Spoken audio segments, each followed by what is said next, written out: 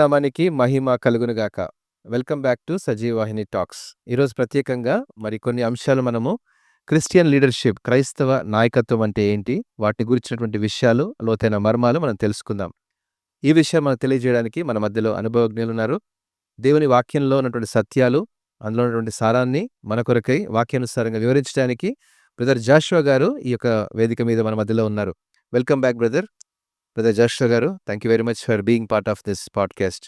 It's my privilege brother. Praise the Lord. Brother Joshua గారు 26 సంవత్సరాల అనుభవం కలిగినటువంటి వారు. క్రైస్తవ నాయకత్వపు అనుభవాల్ని అనేక మందికి నేర్పిస్తూ, మరి అనేకుల్ని క్రీస్తు వైపు నడిపించేటువంటి సామర్థ్యంలో అనేకులను క్రీస్తు వైపు నాయకత్వపు అనుభవాలుగా నడిపించేటువంటి అనుభవం వారికి ఉంది. వారు మన మధ్యలో ఉండడం మనకెంతో గొప్ప సంగతి. కాబట్టి మనము ఈరోజు ప్రత్యేకంగా మొదటి ఎపిసోడ్లో వారి అనుభవాలని మనం తెలుసుకుందాం. 26 సంవత్సరాలటువంటి అనుభవంలో మరి క్రైస్తవ నాయకత్వం అంటే ఏంటి అనేటువంటి ఆ యొక్క ఇంట్రొడక్షన్తో పాటు మరి కొంత వివరాలు మీరు తెలియజేసిందిగా మరి ఒకసారి మనం చేస్తున్నాం brother. Thank you so much for this wonderful privilege.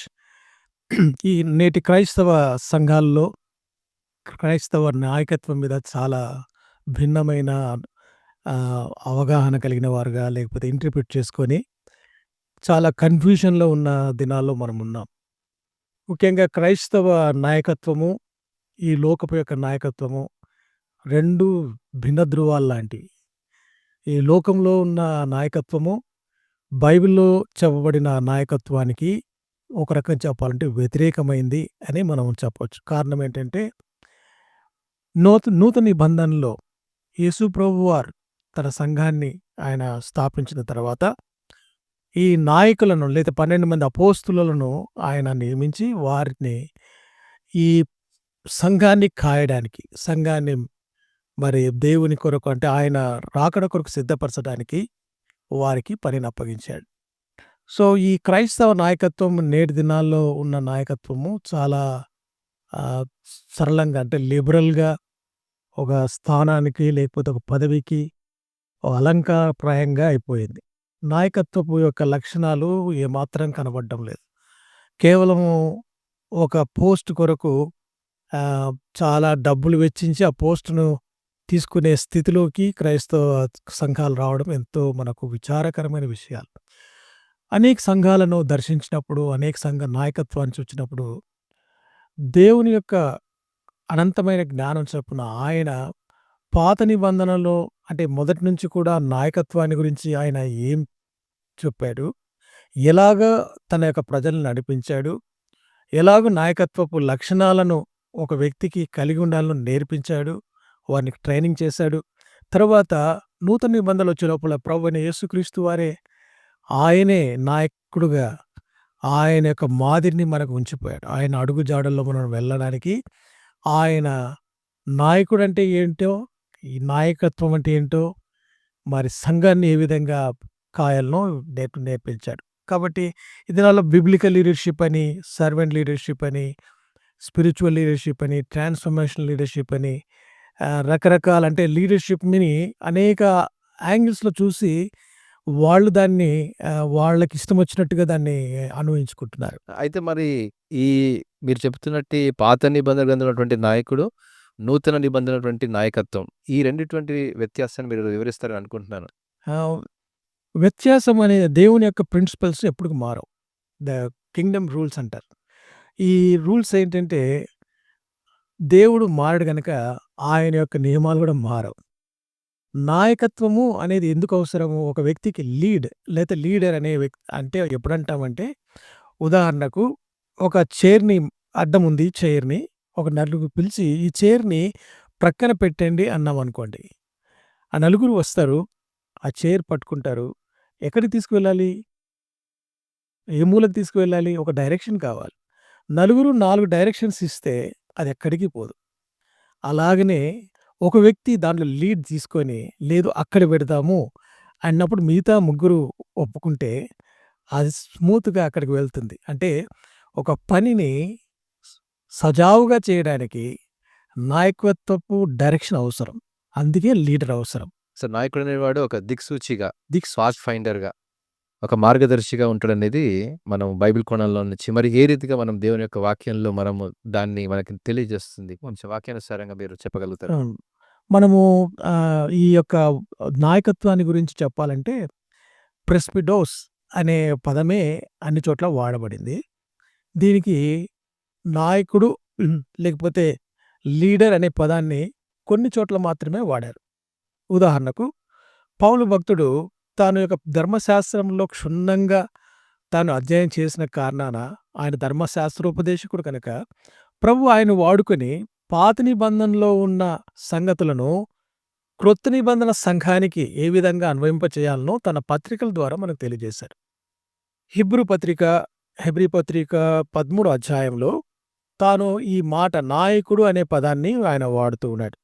చూడండి, మీరు నా కొరకు చదివితే హెబ్రీ పత్రిక 13 అధ్యాయము 7వ వచనం. హెబ్రీ రాసిన పత్రిక 13 అధ్యాయము 7వ వచనం ప్రకారము మీకు దేవుని వాక్యము బోధించి మీ పైని నాయకులుగా ఉన్న వారిని జ్ఞాపకము చేసుకొని వారి ప్రవర్తన ఫలమును శ్రద్ధగా తలంచుకొనుచు వారి విశ్వాసమును అనుసరించుడి. అదేవిధంగా ఈ మనము ఇంకొక మాట అంటే అదే వచనంలోనే అధ్యాయంలోని 24 వచనం. మీపైని నాయకులైన వారికందరికిని పరిశుద్ధులందరికిని నా వందనములు చెప్పుడి. అదేవిధంగా 17వ వచనం. మీపైని నాయకులుగా ఉన్నవారు లెక్క ఒప్పజెప్పవలసిన వారి వలె మీ ఆత్మలను కాయుచున్నారు. వారు దుఃఖముతో ఆ పని చేసినెడల మీకు నిష్ప్రయోజనము గనుక దుఃఖముతో కాక ఆనందముతో చేయునట్లు వారి మాట విని వారికి లోబడి ఉండుడి. అపోస్తలుడైన పౌలు చాలా చక్కగా దాన్ని సమ్మరైజ్ చేసి నాయకత్వము, నాయకుని యొక్క లక్షణాలు, అలాగనే వారి యొక్క ప్రవర్తన ఫలాన్ని చూచి జాగ్రత్త పడమంటున్నాడు. అంత మాత్రమే కాదు, వారి విశ్వాసాన్ని మాత్రమే గైకొనాలన్నాడు. కాబట్టి నాయకుడిగా ఉన్నవాడు కొన్నిసార్లు తప్పుదోవలో కూడా ఇతరులను నడిపించగలడు. ఉదాహరణకు క్రైస్తవ సంఘంలో జరిగిన అనేకమైన చిన్న తప్పుడు బోధ ఇప్పటికీ మనము అనేక శాఖోపశాఖలుగా చీలిపోయి అది ఎంతో సంఘానికి ఎంతో విభిన్నంగా వాక్యానుసారంగా లేకుండా ఉంది. ఉదాహరణకు మనం ఒకవేళ చెప్పాలంటే ఒక జెహోవా విట్నెస్ గురించి చెప్తాం.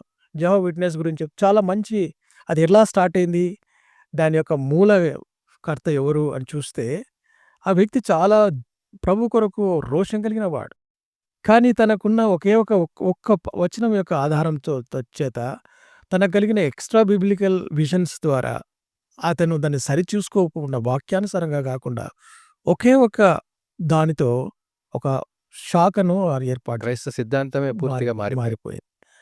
అలాగనే మనం చూస్తే ఒక్క చిన్న సిద్ధాంతం లేదా చిన్న misinterpretation of the scriptures leads to a wrong conclusion. Wrong conclusion వచ్చినప్పుడు మన బేస్ అంటే మన యొక్క పునాదే సరైన పునాది కాదు. అంటే ఎక్కడ వాక్యాన్ని అర్థం చేసుకునేటువంటి విషయంలో ఆత్మానుసారంగా ఉన్నటువంటి లేఖనాన్ని సారాన్ని అర్థం చేసుకోకుండా వాక్యాన్ని వక్రీకరించుకునేటువంటి సందర్భాలు ఎందుకు కలుగుతాయంటారు? దాని గురించి పేతురు చాలా స్పష్టంగా రాశాడు. పేతురు పత్రిక చివరి అధ్యాయంలో చూస్తే పౌలు రాసిన పత్రికలన్నిటినీ దానికి విద్యావిహీనులు, అస్థిరులైన వారు, దాన్ని చదివినా కూడా అర్థం చేసుకోలేని వారు దాన్ని ఏం చేస్తారంటే వారు దాన్ని అపార్థం చేసుకుంటారు. అర్థం చేసుకోలేక పేతురు 3:16 అన్నట్టు వీటిని గూర్చి తన పత్రికలన్నిటిలోనూ బోధించుచున్నాడు. అయితే వాటిని కొన్ని సంగతులు గ్రహించుటకు కష్టమైనవి. వీటిని విద్యావిహీనులు, అస్థిరులైన వారును తగ్గిన లేఖనములను అపార్థము చేసినట్లు తమ స్వకీయ నాశనములకు అపార్థము చేదురు. అంటే చాలా స్పష్టంగా పౌలు యొక్క రైటింగ్స్ని ఇక్కడ పీటర్ అథెంటికేట్ చేస్తున్నారు. కాబట్టి చాలామందికి క్రైస్తవ నాయకత్వంలో ఉన్నప్పుడు కొంతమంది పౌల్ లైన్ లీడర్షిప్ని ఒప్పుకోరు, అంటే అది వారికి నచ్చదు.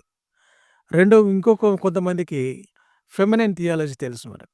కాబట్టి పౌలు యొక్క థియాలజీ అంటే ఆ పౌలు చెప్పిన విషయాలను వాళ్ళకి నచ్చవు కనుక ఆయన పక్కన పెడతారు. కొంతమంది వారికి నచ్చిన విషయాలనే తీసుకొని అదే కరెక్టు అని వారి యొక్క ట్రెడిషన్స్ మీద వారు ఎక్కువగా ఆధారపడతారు. ఉదాహరణకు చర్చ్ యొక్క అంటే సెమినరీస్‌లో గాని, లేకపోతే బైబిల్ కాలేజెస్‌లో గాని చర్చ్ పాలిటీ అని ఉంటది. లేకపోతే ఆహ్, డాక్ట్రిన్ ఆఫ్ ది చర్చ్ చాలా తక్కువగా బోధిస్తారు. బోధించినా కూడా లైట్‌గా బోధిస్తారు. ఎపిస్కోపకల్ చర్చ్ అంటారు. అది ఎలా వచ్చింది? ఒక నాయకుడు ఉంటాడు. ఒకే నాయకుడు. ఆయన సూపర్ పవర్. ఆయన కింద అనేక మంది నాయకులుంటారు. ఆయన ఏం చెప్తే అంతే కింద వెళ్తుంది. దాన్ని ఏమంటారు పోపల్. మనకు తెలుసు పోప్ ఉన్నాడు. ఒకే ఒక వచనం. యేసుప్రభు వారు స్వయాన చెప్పిన వచనం ఏంటంటే, "నీవు పేతురువు నీ మీద అంటే ఈ బండ మీద నా సంఘాన్ని కడతాను" అన్న మాట అంటే పత్రస్ అండ్ అక్కడ బండ అనే పదం స్టోన్.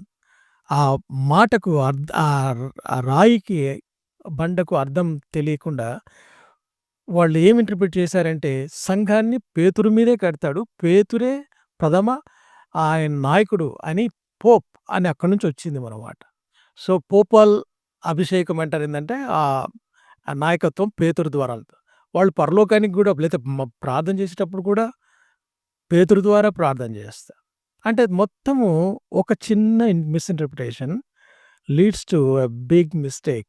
అంటే దేవుని యొక్క చిత్తానుసారంగా కాకుండా తమ స్వప్రయోజనానికి, స్వనాశనానికి వారు ఈడ్చుకొనెళ్లారు. ఇంకా చాలా ఉదాహరణలున్నాయి. ఒక్క చర్చ్ పాలిటీలో గురించి చెప్తే, అక్కడ చర్చ్ గురించి చెప్పినప్పుడు, చర్చ్ యొక్క లీడర్‌షిప్ గురించి, న్యూ టెస్టమెంట్ గురించి మాట్లాడినప్పుడు చాలా కన్‌ఫ్యూషన్స్‌తో నేటి సంఘాలున్నాయి. ఉదాహరణకు అన్‌బిబ్లికల్ థింకింగ్ గూడా ఉంది. కొన్నిసార్లు ఈ యొక్క నాయకత్వం ఎలాగొస్తుంది అంటే, తాతలు ముత్తాతల నుంచి, నాన్న నుంచి కొడుకులకు సంక్రమించి, వారు దానికి యోగ్యులా కాదా అని వారి ప్రవర్తన ఏంటి, వారి జీవితం ఏంటి లేకుండా వారిని నాయకులుగా చేస్తున్నారు. నాకు తెలిసిన కొన్ని సంఘాల్లో ఈ యొక్క నాయకత్వం గురించి ఏం చెప్తారంటే, నాయకత్వం అంటే ఒక ఒక ఒక ఎల్డర్స్ అనొచ్చు, కమిటీ అనొచ్చు, మీరు ఏమన్నా చెప్పండి. అంటే చాలా చాలా పదాలు వాడాం. బైబిల్‌లో ఉన్న పదాలు పక్కన పెట్టేసి, యేసుప్రభు వాడిన పదాలను పక్కన పెట్టేసి, మనం చాలా చక్కగా దాన్ని మనకు అనుకూలంగా చేసుకున్నాం. ఉదాహరణకు కొన్ని సంఘాల్లో బాధ్యత గల సహోదరులు, రెస్పాన్సిబుల్ బ్రదర్స్ అన్నారు. ఇంకా కొన్ని దాని చోట్ల గవర్నింగ్ బాడీ అన్నారు. ఇంకా కొన్ని సంఘాల్లో ఎల్డర్స్ అన్నారు. ఎల్డర్స్ అనే పదము బైబిల్ అనుసారమైన పదం. కానీ దాన్ని ఎట్లాగా ఎల్డర్స్ అనే దాన్ని ఎట్లా డిఫైన్ చేసినారు? యేసుప్రభు వారు ఏం చెప్పారో మనము ఈ ఎపిసోడ్స్‌లో అంటే బిబ్లికల్ లీడర్‌షిప్ యేసుక్రీస్తు వారి యొక్క మాదిరిని మనం అనుసరిస్తే సంఘము ఆయనది. ఆయన తన స్వరక్తం చేత సంపాదించుకున్నాడు. ఒకవేళ పేతురు మీదనే సంఘం కట్టబడి ఉంటే, పేతురే దానికి ప్రాముఖ్యమైన వాడైతే, మానవ నిర్మితమైన సంఘం మీద దేవుడు తన రాజ్యాన్ని నిర్మించలేడు. పాత నిబంధన కాలం అంతట్లో మనం చూస్తే దేవుని యొక్క ప్రజలు ఆయన పరిశుద్ధ సమాజంగా, సంఘముగా ఉన్నప్పుడు వారి మధ్యలో ఆయన ఉండాలని ఆశపడ్డాడు. దేవుని యొక్క నిత్యమైన సంకల్పం ఏంటంటే తన ప్రజలు తనతో ఉండాలని. ఆయన నిత్య మహిమలో మనం ఉండాలని దేవుని యొక్క సంకల్పం. మనము ఒకవేళ ఈ గ్రేట్ డీల్ ఆఫ్ కన్‌ఫ్యూజన్ ఉంది కనుక 17వ శతాబ్దంలో ఒక హిస్టోరియన్ ఈ విధంగా అన్నాడు. వాళ్ళు ఏమన్నాడంటే light and life began to decrease because they forgotten the scriptures and the will of God. So, వారు ఆయనకి అబ్జర్వ్ చేసిందేందంటే రాను రాను సంఘములో లైట్ అండ్ లైఫ్ అంటే వెలుగు, జీవం 2 కూడా లేవు. నిర్జీవమైన సంఘాలు చాలా ఉన్నాయి. అంత మాత్రమే కాదు, మనకు తెలుసు 15th సెంచరీలో జాన్ కాల్విన్ ఉన్నాడు. ఆయన కూడా చాలా ప్రయత్నం చేశాడు ఈ నాయకత్వ విషయంలో దాన్ని రివైవ్ చేయాలని. కానీ ట్రెడిషన్స్ తర్వాత వాళ్ళ యొక్క బికాస్ ఆఫ్ అంటే వాళ్ళ విల్లింగ్‌నెస్ లేదు. తర్వాత మనం చూస్తే 19th సెంచరీలో కూడా జార్జ్ ముల్లర్ ట్రై చేశాడు. సంఘం యొక్క నాయకత్వం విషయంలో. కానీ అక్కడ కూడా lack of interest in the scriptures. They are not willing. మన క్రైస్తవ సమాజంలో నేటికిని కొన్ని విషయాలు ఒప్పుకోరు. నాయకత్వం గురించి చెప్పినప్పుడు వాళ్ళేమంటారంటే, నేను అంటే సంఘాల్లో వెళ్ళినప్పుడు చూస్తాను. వారి కమిటీ గాని, లేకపోతే వాళ్ళ ఎల్డర్స్‌లో గాని ఎవరుంటారంటే మామ, అల్లుళ్ళు, బావలు, బావమరుదులు. అంటే ఉండడం తప్పు కాదు. ఒకాయన అన్నాడు, నాయకత్వంలో నేనని ఉండాలా, ఆయనని ఉండాలా. అంటే ఆయన ఉండకుంటే నేనుంటా. నేను లేకపోతే ఆయన ఉండాలి. ఎందుకు? వారి యొక్క వ్యక్తిగత అవసరాలను తీర్చుకోవడానికి లేకపోతే వారి యొక్క ఇదంతా ఏం చెప్పాలంటే సంఘాన్ని నాయకత్వం చేసడం మాత్రమే కాదు, డబ్బు విషయంలో కూడా సంఘాన్ని తప్పుదోవ పట్టించడానికి చాలామంది అంటే విచిత్రమైన వాదనలు వినిపిస్తున్నారు. అందుకే యేసుప్రభు వారు తన యొక్క ఈ లోకంలో ఉన్నప్పుడు చాలా చక్కగా ఆ దినాల్లో ఉన్న నాయకత్వాన్ని అంటే పాత నిబంధనలో ఉన్న నాయకత్వం అది. దాని గురించి చెప్తూ వారిని గురించి కొన్ని విశ్లేషణ చేశారు. చాలా స్ట్రెయిట్‌గా చెప్పారు. ఇది మామూలు వారికి కూడా అర్థమవుతుంది. 23వ అధ్యాయం మత్తయి సువార్త 23 అధ్యాయము మొదటి 12 వచనాలు చదివితే అక్కడ యేసుప్రభు వారు తన శిష్యులతో చెప్తున్న మాట ఏంటంటే జనసమూహముతోనూ తన శిష్యులతోనూ చెప్తున్నాడు. అంటే he was making very public and open. It's not a private talk. ఏంటి అంటే అక్కడ మీరు శాస్త్రులు, పరిసయ్యులు వీళ్ళందరూ కూడా మోషే పీఠం మీద కూర్చుంటారు. అంటే న్యాయ స్థానం మీద కూర్చుంటారు కనుక వారు ఎట్లా ఉంటారు అంటే వాళ్ళు చెప్పేవన్నీ మీరు గైకొనండి. కానీ వారు క్రియల చొప్పున వెరీ క్లియర్‌గా చెప్పారు. నాయకుల యొక్క క్రియలు చూశారంటే భయపడతాం. వారి అంతరంగ జీవితము, బాహ్య జీవితానికి చాలా భిన్నంగా ఉంటుంది. కాబట్టి నాయకుల్ని వెంబడించేవారు పొరపడిపోతారు. ఏ దినమైనా ఏ నాయకుడినైనా ఒక నాయకుడిని మీరు వెంబడిస్తే ఆ నాయకుడు పడిపోతే వీళ్ళు కూడా పడిపోతారు. కాబట్టి నాయకుడు ఎవరు? యేసుప్రభు వారు చెప్పిన మాటలు ఏంటో ఇక్కడ చదువుదాం. ఏంటంటే వారు చెప్పుదురే గాని చేయుదురు. మోషెక్కము కాని భారమైన బరువులను మీ మీద పెడతారు అని చెప్తూ మనుషులకు కనబడు నిమిత్తము తమ పనులన్నీ చేయదు. Number 1 quality. నాయకత్వంలోకి ఎందుకంటే మనుషులు కనబడాలి. నేను రికగ్నైజ్ కావాలి. రెండవది తమ రక్షరేకులు వెడల్పుగాను తమ చెంగులు పెద్దగా అంటే వాళ్ళ డ్రెస్ కోడ్ చాలా పెద్దగా కనబడాలి. అంటే ప్రత్యేకంగా కనబడాలి. ఉదాహరణకు కోట్ వేసుకున్నాను, టై కట్టుకున్నాను. ఇది ఒక ప్రోటోకాల్. ఇది ఉంటే కొంతమందికి యాక్సెప్ట్ అవుతారు. కొంతమందికి ఇది ఉంటే ఇష్టం ఉండదు. కాబట్టి ఇది కనబడాలి, బాగా కనబడాలి నేను అని అంటే ఒక సరైన డ్రెస్ మాత్రమే ఉంటే పర్లేదు కానీ ఎక్కువ చేస్తే నీకంటే దాన్ని ఎక్కువగా ప్రకటించడానికి చూస్తే ఇది మనమాట. అంటే రక్షరేకులు అంటే ఇవన్నీ కూడా మన తెలుగులో మనకు అర్థం కావాలంటే గౌన్స్‌లు ఉంటాయి కొన్ని కలర్‌ఫుల్ గౌన్స్ అక్కడ చూస్తే తెలుస్తుంది మీకు. విందుల్లో అగ్రస్థానాలు కావాలి వాళ్ళకు. సమాజ మందిరంలో అగ్రపీఠాలు కావాలి. సంత వీధుల్లో కావాలి. మనుషుల చేత బోధకులు అని పిలువబడుతూ ఉంటారు. అందుకే ప్రభువు చాలా స్ట్రైట్ ఫార్వర్డ్‌గా చెప్పాడు. చదువుతారా? 8వ వచనం చదువు. 8వ వచనం. మీరైతే బోధకులని పిలువబడవద్దు. ఒక్కడే మీ బోధకుడు. మీరందరూ సహోదరులు. It's very clear. ఇక్కడ నాయకత్వాన్ని గురించి చెప్తూ అంటే శాస్త్రులు, పరిసయ్యుల గురించి చెప్తూ మీరందరూ వాళ్ళందరికీ ఆశయం ఏంటంటే బోధకులని పిలువబడాలి. రబ్బీ అని పిలువబడ్డాలి. కానీ ప్రభువు అంటున్నాడు మీ బోధకుడు ఒక్కడే. ఎవరు? నీ ప్రభువైన యేసుక్రీస్తు. ఇక్కడ చూడండి రెండవది. ఒక్కడే మీ గురువు. 9వ వచనం. మరియు భూమి మీద ఎవనికైనా తండ్రి అని పేరు పెట్టవద్దు. ఒక్కడే మీ తండ్రి. ఆయన పరలోకమందున్నాడు. ఫాదర్ అనే పదం. ఎందుకు దేవుడు అంటే ఇక్కడ ప్రభువు ఎంత స్పష్టంగా చెప్తున్నాడంటే మానవుని యొక్క జ్ఞానము కొంతమంది తండ్రి గారు అని పదం యూజ్ చేస్తారు. తల్లి గారు, తండ్రి గారు అని యూజ్ చేస్తారు. ఫాదర్ అని యూజ్ చేస్తారు ఇంగ్లీష్‌లో కొన్ని సంస్థల్లో, కొన్ని ఆర్గనైజేషన్స్‌లో. మరి ఈ వాక్యానుసారంగా చూస్తే అది మరి వాక్యానికి విరుద్ధం. తండ్రి అని పిలవండి. వాళ్ళకి ప్రభు చెప్పింది ఏంటంటే ఇక్కడ మీరు తండ్రి అని పిలిస్తే పరలోకపు తండ్రి అవుతారు. అందుకే మీరు తండ్రి అని పిలువబడొద్దు. పరలోకపు తండ్రి ఒక్కడే ఉన్నాడు. 10వ శతాబ్దంలో ఒక హిస్టారికల్ ఇన్సిడెంట్ ఏంటంటే vicar of God, vicar of Christ అని ఎప్పుడైతే వచ్చాయో దేవునికి వాళ్ళు రీప్లేస్ చేశారు. క్రీస్తును రీప్లేస్ చేసేసుకున్నారు.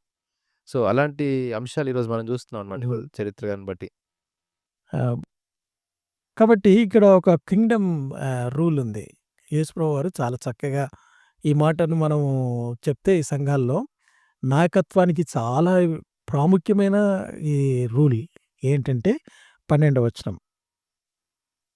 తను హెచ్చించుకున్నవాడు. సరే 11వ వచనం. 11వ వచనం చదువుదామా? మీలో అందరికంటే గొప్పవాడు మీకు పరిచారకుడై ఉండవలెను. మీలో అందరికంటే గొప్పవాడైన వాడు మీలో పరిచారకుడు. పరిచారము అంటే ఏంటి? అద్భుతంగా ఈ మాట రాయబడింది కదా. ప్రభు చాలా చక్కగా అంటే నేను పైన ఉండేవాడిని కాదు, కానీ యజమానుడు, సేవకుడు అని చెప్పినప్పుడు సేవకుడిగా ఉండాలనేది పరిచర్య చేయాలి. పరిచర్య చేయడానికి. హ్మ్. కింద ఇంకో మాట ఉంది. తను తాను తను తాను హెచ్చించుకునేవాడు తగ్గింపబడును. తను తాను తగ్గించుకునేవాడు హెచ్చింపబడును. ఇది కింగ్డమ్ రూల్ అంటాం. ఇది హెచ్చించుకుంటూ, హెచ్చించుకుంటూ వెళ్తారు. ఒక సమయం వస్తుంది. అక్కడి నుంచి పడితే మళ్ళా లేవలేరు. క్రీస్తు సంఘముతో ఎవరైతే తమ ఇష్టానుసారంగా ప్రవర్తిస్తారో వారి అంతం బాగుండదు. మీరు ఎవరినైనా చూడండి. సంఘాన్ని ఎవరైనా లైట్‌గా తీసుకొని, సంఘ నాయకత్వాన్ని దుర్వినియోగం చేస్తే వారి జీవితాలు అంతము బాగుండదు. వారు కొంతకాలం వెలుగుతారు. కానీ ప్రభువు దాన్ని ఓర్చుకొని వారికి కూడా సమయం ఇస్తూ ఉన్నాడు. కనుక మనము ఈ హెబ్రీ పత్రిక 13 అధ్యాయంలో చెప్పిన మాట యేసుక్రీస్తు వారు చెప్పిన మాటలే అవి. మీ పైని నాయకుల్ని మీరు జాగ్రత్తగా చూడండి, వినండి. కానీ వారి ప్రవర్తన ఫలాన్ని జాగ్రత్తగా చూడండి. అనుసరించొద్దు. వారు చెప్పుదురే గాని చేయరు. అంత మాత్రమే కాదు, అక్కడ ఇంకో మాట వారు ఎట్లా చేయాలి పని అంటే సంతోషంతో చేయాలి. సంతోషంతో చేయకపోతే వారు ఎందుకంటే మన ఆత్మలను కాసేవారు. The chief aim of the leadership is అంటే సంఘంలో మన యొక్క సోల్స్‌ని వారు కాయాలి. అంటే to protect us, to feed us. నేను అంటే ఒకవేళ మనం షెపర్డ్ అండ్ షీప్ గురించి ప్రభువు చెప్పినాడు. ఆ విషయాలు చెప్పినప్పుడు ఈ రిలేషన్‌షిప్ ఏంటో మనము తెలుసుకుంటాం. ఎందుకంటే నాయకత్వం గురించి ఇంకా కొన్ని విషయాలు చెప్తా బ్రదర్. ఎందుకంటే నేటి సంఘాల్లో ఉన్న సంఘ నాయకత్వము బైబిలానుసారమైన నాయకత్వముగా లేదు. అది అంటే మనకిష్టంగా 3 సంవత్సరాలు నువ్వుండు, 4 సంవత్సరం నేనుంటాను అన్న ఒక మానవ రీత్యా ఆలోచన కలిగి ఈరోజు మనం చూసేటువంటి కార్పొరేట్ లీడర్‌షిప్ లేకపోతే రంగంలో ట్రెడిషనల్ మేనేజ్‌మెంట్ లీడర్‌షిప్ గాని, జియో పొలిటికల్ లీడర్‌షిప్ గాని మనం చూసినట్టు మీరు చెప్పేటువంటి విధానాలుగా ఉన్నాయి గదా! రిలేషన్‌షిప్ బేస్డ్ లీడర్‌షిప్, తర్వాత జీనియాలజికల్‌గా వచ్చినటువంటి లీడర్‌షిప్. ఇది మరి బహుశా మన పాత నిబంధన గ్రంథంలో మనం చూసినప్పుడు మరొక రాజు మరణించిన తర్వాత వారి యొక్క కుమారుడు రాజుగా అవ్వడం అనేది మనం చూస్తున్నాం. దాన్ని బట్టి ఈ యొక్క లీడర్‌షిప్ వచ్చిందంటారా? ఈ జియో పొలిటికల్ లీడర్‌షిప్ ఆ! అనేది? చాలా చక్కని ప్రశ్న అండి. ఎందుకంటే పాత నిబంధనలో నాయకుడు ఎవరు అంటే ఒక స్పెసిఫిక్ పర్పస్ కోసము, పని కోసము దేవుడు ఒక వ్యక్తిని లేపుతాడు. ఆ వ్యక్తిని ద్వారా అనేకులను తన వైపు అంటే తను చెప్పిన మాటను వినేటట్టు చేసి వారిని తన యొక్క అంటే ఏదైతే పని జరిగించాలో ఆ పని జరిగిస్తాడు. ఉదాహరణకు మోషే జీవితాన్ని మనం తీసుకుంటే మోషే పుట్టేటప్పటికి ఈ ఐగుప్తులో ఈ ఇశ్రాయేలీయులు బానిసత్వంలో ఉన్నారు. అందుకే ప్రభువు వారి యొక్క మొరను, వారి యొక్క హీన స్థితిని చూచి వారు మొరపెట్టినప్పుడు ప్రభువు విని ఒక రక్షకుని పంపించాలనుకున్నాడు. ఆ రక్షకుడే మోషే. మోషే పుట్టిన తర్వాత ఎలాగో ఆయన మోషేని ప్రభువు సంధించినప్పుడు మార్గం మిద్యాను అరణ్యంలో ఆయనను వెళ్ళమంటే అంటే ఆయన ఎక్కడికి వెళ్ళాలి? ఫరో నుంచి పరిగెత్తొచ్చాడు. ఎక్కడికి వెళ్ళమన్నాడంటే ఫస్టు నువ్వు ఇశ్రాయేలు పెద్దలకు దగ్గరకు వెళ్ళమన్నాడు. నిర్గమకాండం మనం చూస్తాం మూడో అధ్యాయంలో నిర్గమకాండం 3:16. 3:16 చదువుతానండి. నీవు వెళ్లి ఇశ్రాయేలీయుల పెద్దలను పోగుచేసి, మీ పితరుల దేవుడైన యెహోవా అనగా అబ్రాహాము, ఇస్సాకు, యాకోబుల దేవుడు నాకు ప్రత్యక్షమై ఇట్లనెను. నేను మిమ్మును ఐగుప్తులో మీకు సంభవించిన దానిని నిశ్చయముగా చూచితిని. ఐగుప్తు బాధలో నుండి పాలు తేనెలు ప్రవహించు దేశమునకనగా కనానీయులు, హిత్తీయులు, అమోరీయులు, పెరిజ్జీయులు, హివ్వీయులు, యెబూసీయులు ఉన్న దేశమునకు మిమ్మును రప్పించెదనని సెలవిస్తున్నాయి వారితో చెప్పుము. అంటే మనం ఇక్కడ గమనించాలి ఇక్కడ ఎవరు ఈ పెద్దలెవరు? ఇశ్రాయేలు ఆ! ఇక్కడ అది నువ్వు వెళ్ళి ఎవరి దగ్గరికి మాట్లాడాలి? ఇశ్రాయేలు పెద్దలను పోగు చేయమన్నాడు. అంటే అప్పుడే ఆల్రెడీ ఆ ఇశ్రాయేలీలో వారి యొక్క గోత్రం ప్రకారము అంటే ఫ్యామిలీ హెడ్ ఉండేవారు. ఇప్పుడు ఉదాహరణకు ఒక ఫ్యామిలీకి హెడ్ ఎవరు? తండ్రి. ఎందుకు తండ్రి హెడ్‌గా ఉంటాడు? తన యొక్క బాధ్యత ఏందంటే కుటుంబాన్నంతా కూడా చూచుకునే బాధ్యతను తండ్రికి దేవుడిచ్చాడు. అందుకే తండ్రి అనే పదము చాలా విస్తృతార్థమైన దేవుని కూడా మనం తండ్రి అని పిలవడానికి కారణం అదే. కాబట్టి పెద్దల దగ్గరికి వెళ్ళమన్నాడు. పెద్దల దగ్గరికి వెళ్ళమంటే వెళ్ళి ఆ పని చెప్పాడు. వాళ్ళు నమ్మరు నన్ను అన్నాడు. నమ్మరు, దేవుడు నాతో కనబడ్డాడంటే నమ్మరు అన్నాను. కానీ ప్రభువు 2 సూచనలిచ్చాడు. ఆ సూచనలు బట్టి వారు నమ్ముతారు నీతో. ఒకటి నమ్మకపోయినా ఇంకోటి నమ్ముతారు. అంటే ఒక ప్రూఫ్ వాళ్ళు అడిగితే చూపించారు. ప్రభువు అది కూడా చూపించారు. వాళ్ళు నమ్మారు, విన్నారు. దేవుడు వారిని కనికరించారని వారు తెలుసుకున్నారు. కానీ మోషే రెడీగా లేడు.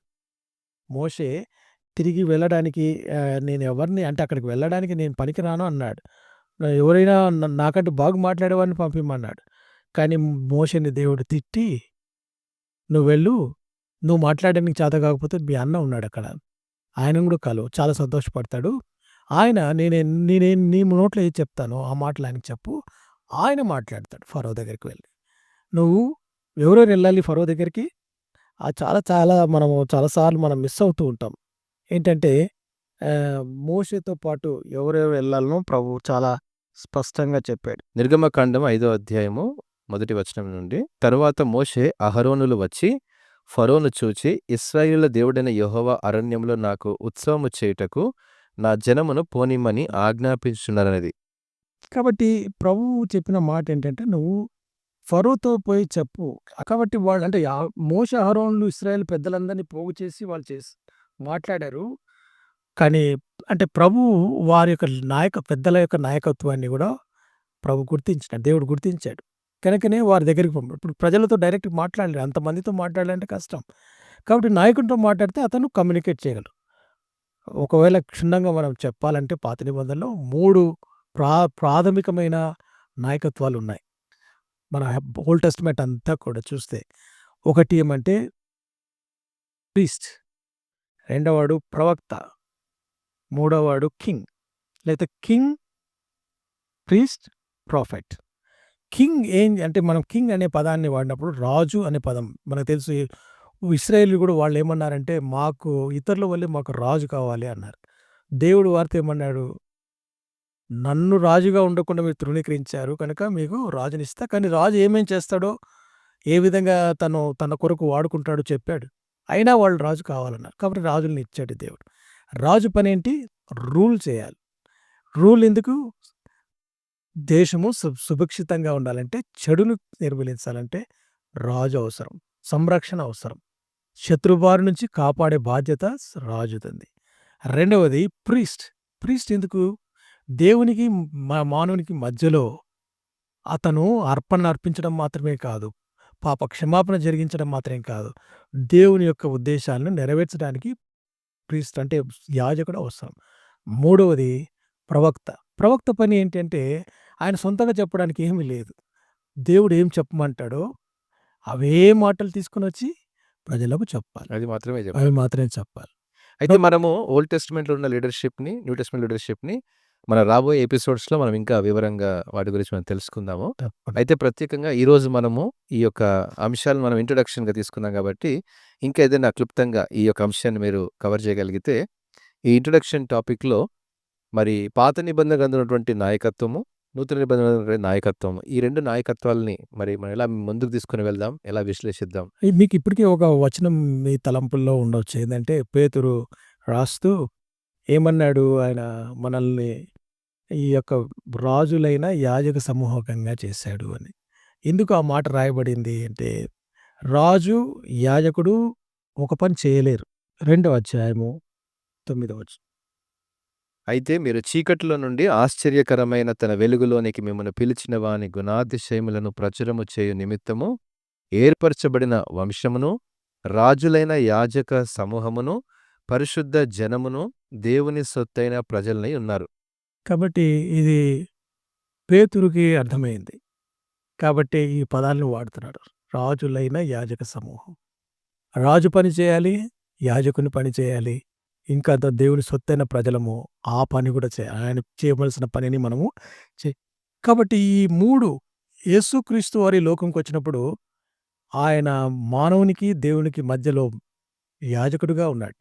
ప్రధాన యాజకుడు ఆయన పేరు. ఎందుకు ఆయన ప్రధాన యాజకుడు అంటే ఇప్పటికి కూడా ఆయన చేస్తున్న పని కూడా ప్రధాన యాజకత్వమే. ఆయన మన పక్షంగా తండ్రి ఎదుట ప్రార్థన చేస్తున్నాడు అని మనం చదువుతాం హెబ్రీ పత్రికలో. రెండవదిగా ఆయన ఒక రాజు. ఆయనను పిలాతు అడిగాడు, "నువ్వు రాజువా?" అన్నాడు. రాజువా? అంటే అవును, నువ్వు అన్నట్టే. ఎందుకంటే నా రాజ్యము ఇహలోక సంబంధమైంది కాదు. అది నా రాజ్యము ఇహలోక సంబంధమైతే నేను పిలిస్తే వస్తారు. కానీ క్లియర్‌గా చెప్పాడు, ఆయన రాజే. ఆయన అబద్ధం ఆడనేరని దేవుడు గనుక తాను రాజు అని చెప్పాడు. యూదులకు మాత్రమే కాదు రాజు. ఆయన అందరికీ రాజు. యేసుక్రీస్తు అందరికీ రాజు. అంటే ప్రభువు అనే మాట రాజు అని అర్థం. Yes. Is the lord of all. కాబట్టి రెండవది రాజు కూడా ఆయనే. మూడవది ప్రవక్త. దేవుని దగ్గర నుంచి, తండ్రి దగ్గర నుంచి పంపబడినవాడు. ఆయన ఏం చెప్పాడో అవే మాటలు నేను చెప్పాను అని యోహాను సువార్త 6వ అధ్యాయం చదివితే మీకు అర్థం కావడం లేదు నేను చెప్పేది. నా తండ్రి ఏం చెప్పమన్నాడో అదే చెప్తున్నాను. ఆయన ఏం చేయమన్నాడో అదే చేస్తున్నాడు. మీరు నన్ను ఎరిగి ఉంటే నా తండ్రిని ఎరిగి ఉంటారని వారు లీడర్స్‌తో చెప్పాడు. ఈ పాత నిబంధన లీడర్‌షిప్ క్రొత్త నిబంధనలో కూడా వచ్చింది. అంటే యేసు ప్రభు సమయానికి అక్కడ శాస్త్రులు, పరిసయ్యులు, ప్రధాన యాజకులు, అంటే అక్కడ ఒక సన్‌హెద్రిన్ అంటారు. అంటే 70 లీడర్స్ ఆఫ్ ది వాళ్ళ యొక్క ఏమంటారు కమ్యూనిటీ ఇశ్రాయేలీయులకు. రోమన్ సభ రోమన్ సామ్రాజ్యము వారి మీద దండెత్తి వారిని ఎంత లోపరుచుకున్నా కూడా లోకల్‌గా రిలీజియస్‌గా ఏదైనా విషయాలుంటే దాన్ని చేసుకోవడానికి అధికారం ఇచ్చారు. రిలీజియస్ మ్యాటర్స్‌లో రోమీయులు ఎప్పుడు కూడా తలదూర్చలేదు. అందుకే వారన్నారు, మనం చూస్తాం హేరోదు విషయంలో కూడా ఇదేదో రిలీజియస్ విషయమో లేకపోతే నాకు తెలీదు మీరే విచారించుకోండి అన్నాడు. చాలా సార్లు ఈ పెద్దలు అనేవారు అంటే ప్రధాన యాజకులు, శాస్త్రులు, పరిసయ్యులు పెద్దలను రాయబడి ఉంటుంది అక్కడ. పెద్దలు వేరు మళ్ళా. కాబట్టి ఈ పెద్దలు 70 సన్‌హెద్రిన్ యేసు ప్రభువును వారు అనుమానించారు. ఆయన మెస్సయ్య అని వారికి తెలియలేదు. కనుక ఆయన నాయకత్వాన్ని కూడా ప్రశ్నించారు. ఈ ప్రభువు వారికి ఆన్సర్ చెప్పాడు. రానున్న దినాలు అంటే ఎపిసోడ్స్‌లో యేసుక్రీస్తు వారు ఈ యొక్క క్రొత్త నిబంధనలో ఉన్న నాయకులను, పాత నిబంధన నాయకులను ఏ విధంగా సరిచేశాడో, ఈ సంఘానికి అంటే తన సంఘానికి ఎటువంటి నాయకత్వం అవసరమో తాను చేసి చూపించాడు. ఆ విషయాల్లో తెలుసుకున్నాం. Thank you very much Joshua గారు. పాత నిబంధన గ్రంథంలో ఉన్నటువంటి మరి రాజు లేదా మరి యాజకుడు మరి మూడవటువంటి ప్రవక్త ఎలా ఉన్నారనేటువంటి క్లుప్తమైన విషయాలు మీకు తెలియజేశారు. నూతన నిబంధన ఉన్నటువంటి నాయకుడు అంటే ఎవరు, మరి పెద్దలు అంటే ఎవరు, వీటినటువంటి వివరణ మీరు చాలా క్లుప్తంగా వివరించిన విధానం బట్టి నేను దేవుని ఎంతగానో మహిమపరుస్తున్నాను. మరి రాబోయే ఎపిసోడ్స్‌లో మనం ఇంకా లోతైన విషయాలు, లోతైన మర్మాలు తెలుసుకుందాము. రెండో ఎపిసోడ్‌లో ప్రత్యేకంగా మరి పాస్టోరల్ లీడర్‌షిప్ మరి ఏ రీతిగా ఉంటుంది, సంఘ పరిచయమైనటువంటి నాయకత్వం ఏ రీతిగా ఉంటుందో ఆ అంశం మనం తెలుసుకుందాం. అంతవరకు మరి thank you very much brother. Thank you. Thank you so praise much. The Lord. Praise the lord.